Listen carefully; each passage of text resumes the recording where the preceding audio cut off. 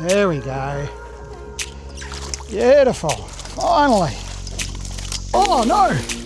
There you go, folks. Woohoo! These little guys. Oh. G'day, my name is Luke, and this is my wife Jen. And here are our two growing boys, Liam and Elliot.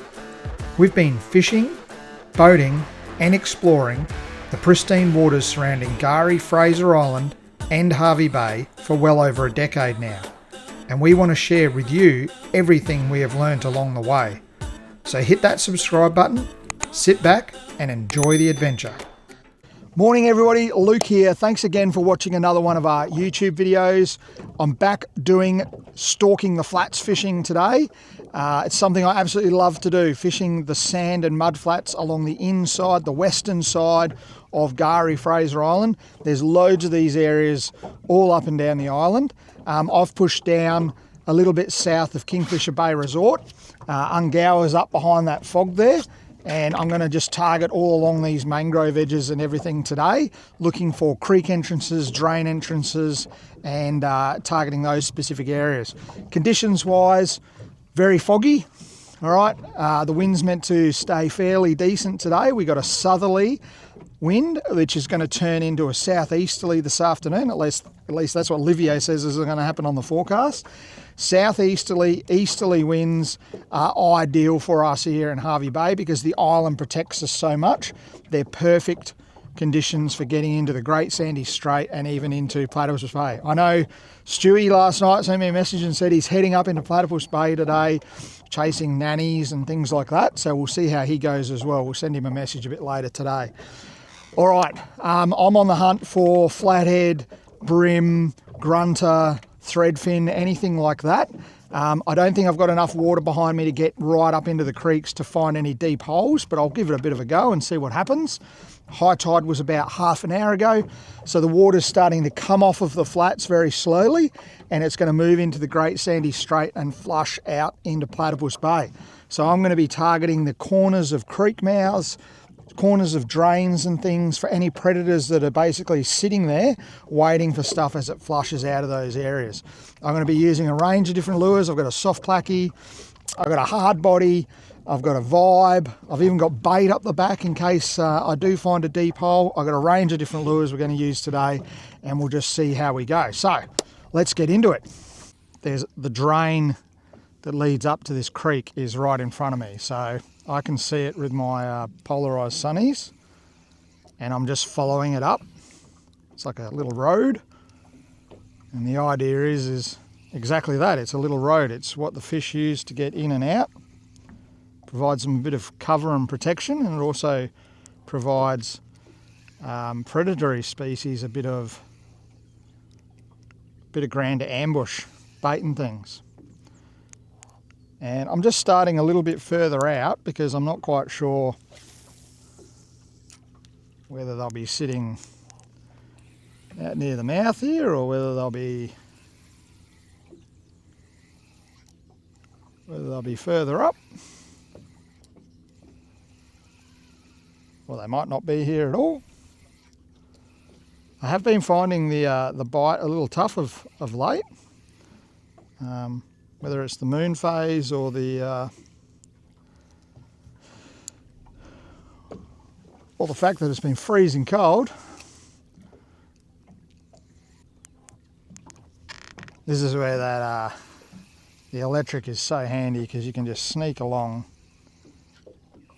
There's a turtle down there getting around. So there's life up here. So this is the lightest rig I've got. It's a little 1 to 3 kilo outfit today. And then I slowly work my way up. So yeah, 3 to 10 pound, little 1000 reel, 10 pound braid.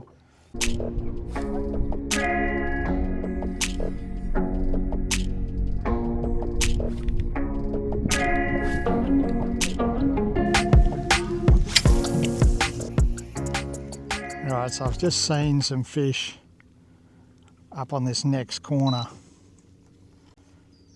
mooching around. I reckon I'm about 100 metres short of where they're sort of moving out with the tide. Maybe. Good news is the water's so clear I'll probably see them swim past me, wave, and say better luck next time, buddy.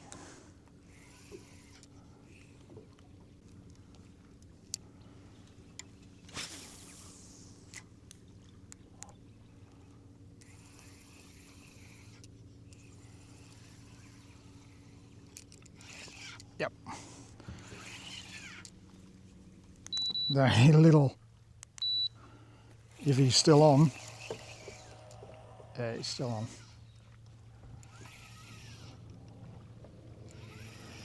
Doesn't realise he's hooked yet. Little tiny flathead.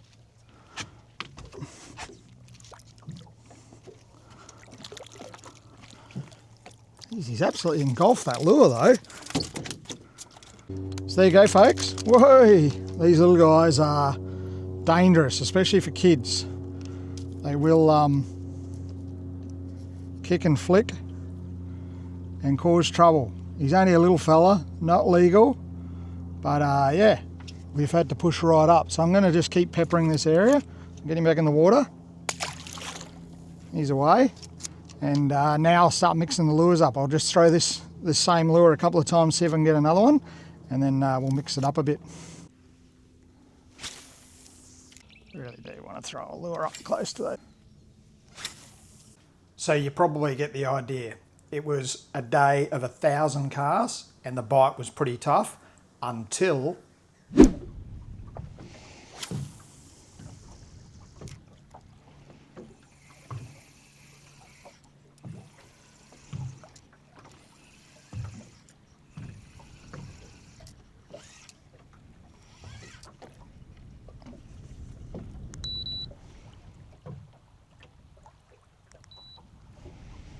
all right, we're on. Feels like a flathead.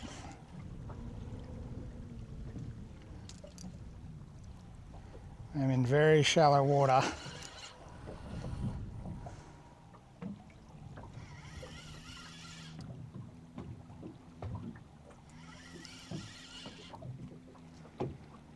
Very light gear.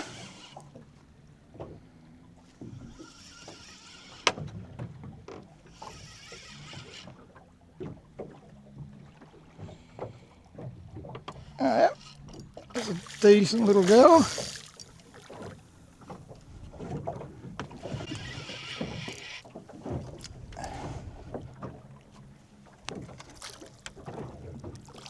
Ooh. I just had a good look at her. She's a bit bigger than I thought. So she's trying to get her head up.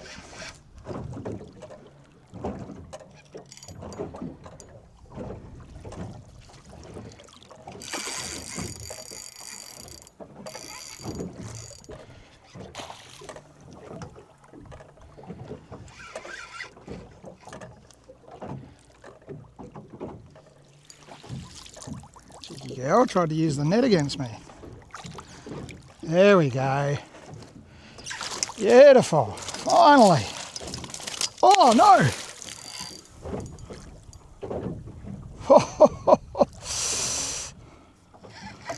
The trouble when you're trying to net things yourselves, boys and girls.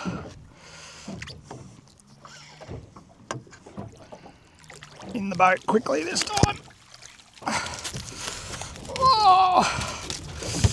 Oh, oh.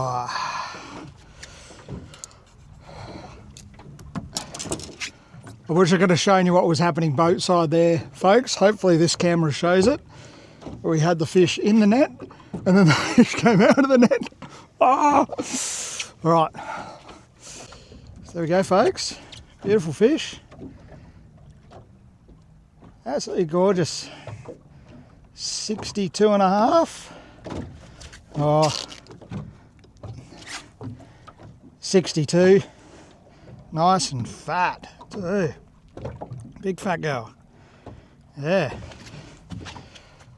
Finally. It's been a long morning.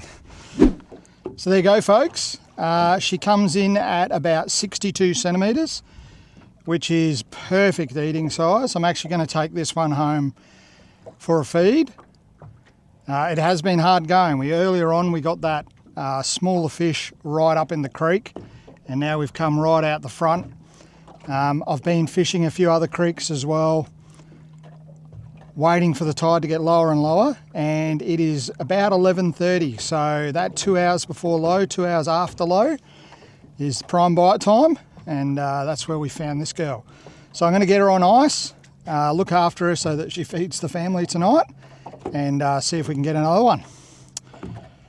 Whew, I'm glad it finally worked, and the prong did the business again. So folks, one of the things I find really interesting is this is the first creek that I came to this morning, and as you'll see in the footage, it was about half an hour after high tide. The water was coming out, but I followed the channel all the way into the creek and found that much smaller flathead way up in the creek, and then I've come all the way out. And during that entire process, all the way up and all the way back, I was casting lures, same lure, the prong, the little whiting, the vibe. I was casting them along all those same areas, in and out of the creek, and I got that one little fish. And then I've disappeared, I've gone off to another couple of creeks, and what I've noticed is while I was doing that here and also at the other creeks, I've spooked a lot of fish in the shallows. It was really frustrating. I haven't put the footage up because I swore a lot, but I was spooking a lot of fish, and then it's come to that sort of golden hour, I guess, of an hour before low tide. I've come back to the original creek and I've cast probably in a almost exact same spot that I did when I came into the creek, and bang, I've got a fish. So that, I guess, tells me, and hopefully tells you, that tide time is so important. Yeah, I find that intriguing that during the dropping tide, probably three and a half hours before low tide, I was spooking fish. I was casting into where they were, nothing would bite, so then I'd go over there with the electric and I'd spook them. So why they weren't biting, I'm not quite sure. And then come to within an hour of low tide, cast into that area, and instead of the fish not taking it and me driving over the top and then spooking it again, this time it took it. So I don't know. I don't know whether there's anything in that or not. I do tend to believe that around those tide times are really good bite times, especially that sort of 2 hour window either side of a low or a high. And I think that probably showed up today. So what I'm going to do now is I'm going to put the drone up and just put a bit of footage on the mouth of that creek and indicate where the fish was, because there's a really defined freshwater line. It's not really freshwater, it's brackish water that's flowing out of the island, and that fish was actually in that real brackish water. So I just want to show you that and put the drone up so you've got a bit of a visual reference. I can't quite remember where all the fish were that I spooked, but most of them were on cleaner, where there's a bit of sand as opposed to mud. On those corners, that seemed to be where they were, especially on that creek further up, where I spooked a lot of them. I got really frustrated up there because I was spooking them all over the place, and I couldn't believe how many I was spooking and not hooking up to. So anyway, I'll put the drone up, show you what I'm talking about, and then we'll think about maybe going and picking the kids up from school if I have to. If I have to.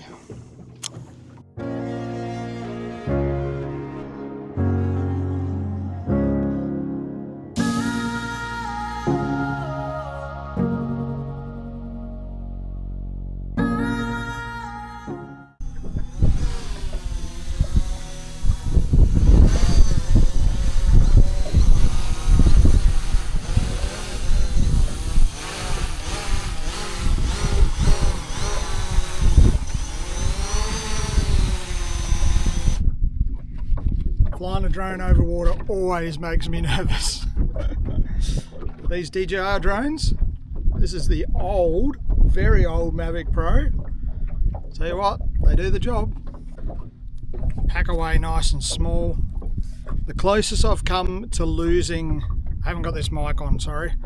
The closest I've come to losing a drone was actually during a photo shoot for Water down in Brizzy. We went off Manly and we were shooting hyper footage and photos for yellowfin plate boats. Went back when I was working with Fishing Boat magazine, and yeah, put the drone up, flying it around, getting all this awesome footage of these boats, and then all of a sudden just lost connection. And thankfully I'd put the return to home point on the beach. It's one of the things that I do when I first launch is I return to home on the boat, but because of current and tide and everything, the boat's never sitting exactly where the drone thinks it is. So I always fly it straight to the closest bit of land if it's available, get over a dry bit of land and remark my return to home point. So the worst case scenario, I lose connection, it's going to go land on the beach, and then you know, capture the footage or whatever and then just bring it back to the boat and catch it by hand. On that particular day though, I didn't put the return to home point far enough in, and the tide had been creeping in.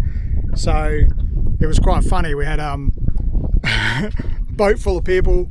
We're all chasing a drone as it's heading towards the island, but it's not quite going to get close enough to the island. It's going to try and land in the water about 20 metres short of the beach.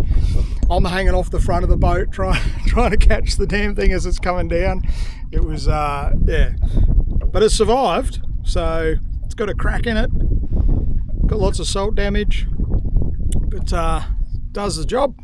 Love it. Oh, yep.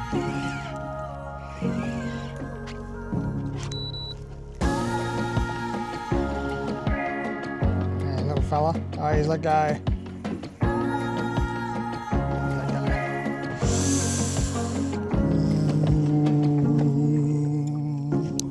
Spooking him. There he goes. He just took off there. He was about that long.